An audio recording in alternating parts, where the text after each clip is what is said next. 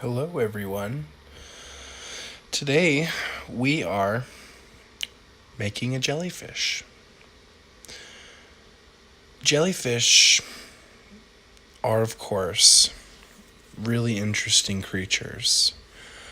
Um, I think it would be pretty cool to be a jellyfish.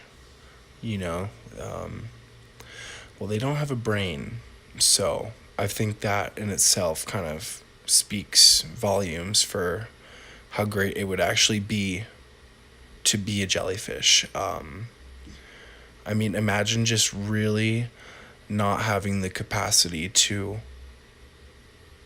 be so stressed out about everything. No, but seriously, jellyfish are pretty cool, but the purpose of this video is not to talk about my existential dread. It's actually just to show you my quick and somewhat painless process to create a jellyfish using a combination of vectors, as you can see here, as well as the pen tool in Photoshop. I also like to use the lasso tool to create certain shapes, as you'll see later. But right now, I'm actually just kind of struggling to use a vector properly. I don't actually know how to use vectors. I just kind of pretend that I do. In fact, my Instagram even says that I'm a graphic designer, which I'm really not. But fake it till you make it, right? Anyways, this part of the video is just kind of illustrating. See what I did there? It's illustrating me, just kind of getting a sense of where this jellyfish's head is gonna go. I don't know. Is that a head or is it the body? Not really sure. I didn't really study biology or anything like that, so I couldn't really tell you. Quick Google search probably could, but I'm not gonna do that. So at this point in the video, I think I decided that I needed to stop doing what I was doing for a second to clearly do something else. So I guess we'll just continue to talk about random stuff until I resume. Here we go. That was pretty quick, I guess. Anyways, I think what I'm about to start doing is actually creating the pasta-like structure that comes from the central part of a jellyfish. And you're probably wondering, I've never seen pasta that looks like that. But trust me, if you chew it enough, it will.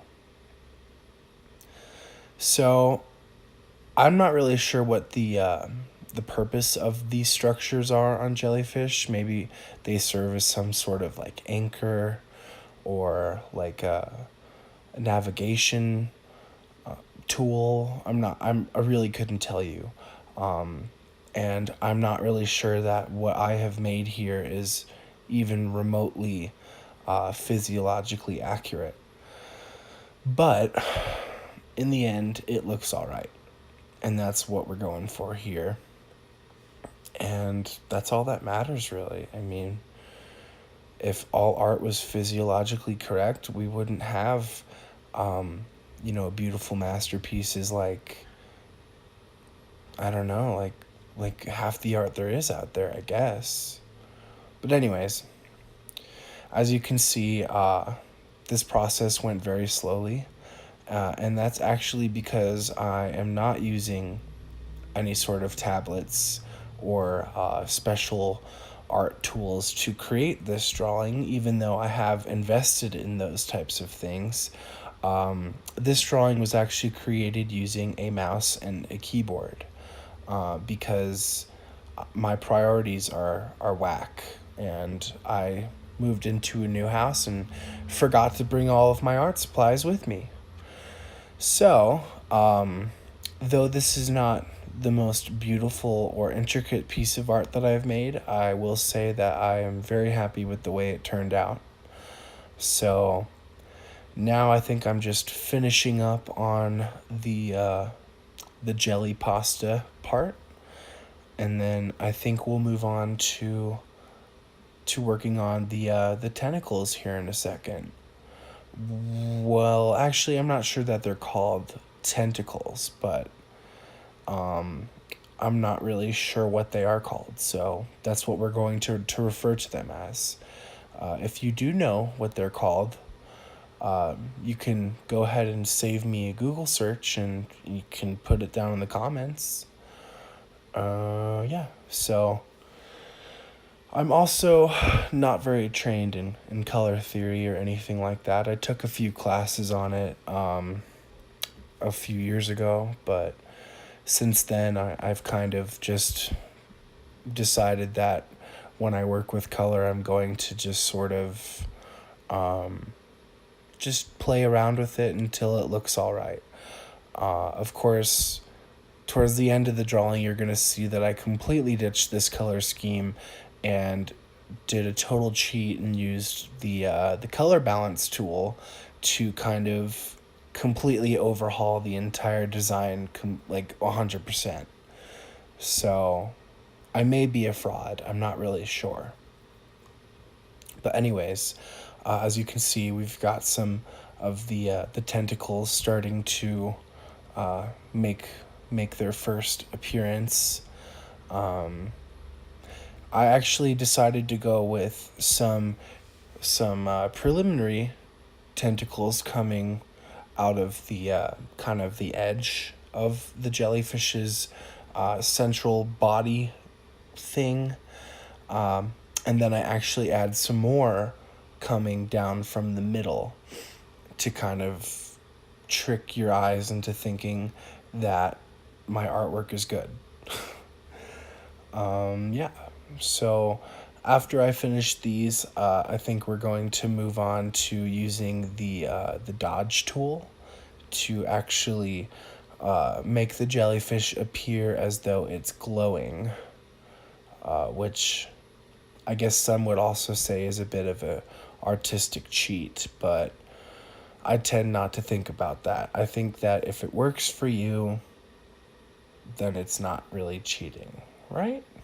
Is that right? Or am I just making up excuses for myself? Not really sure.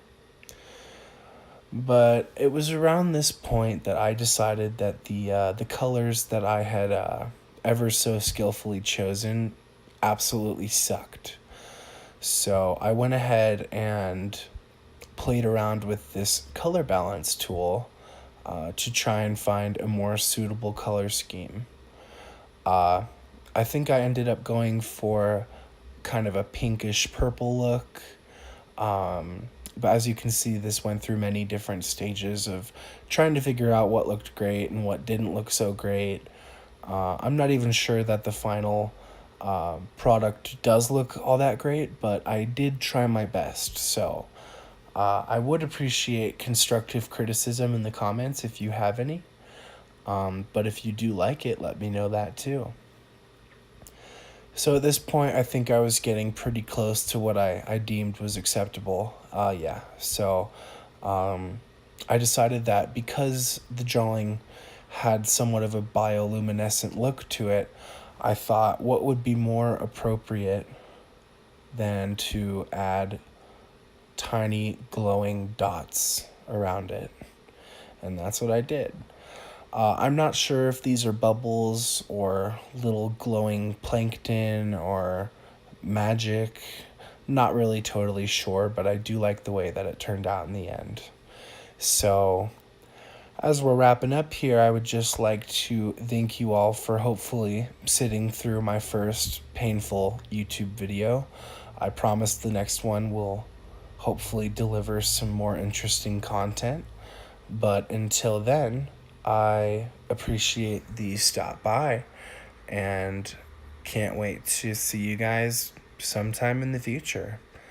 Yeah, all right. Have a good one.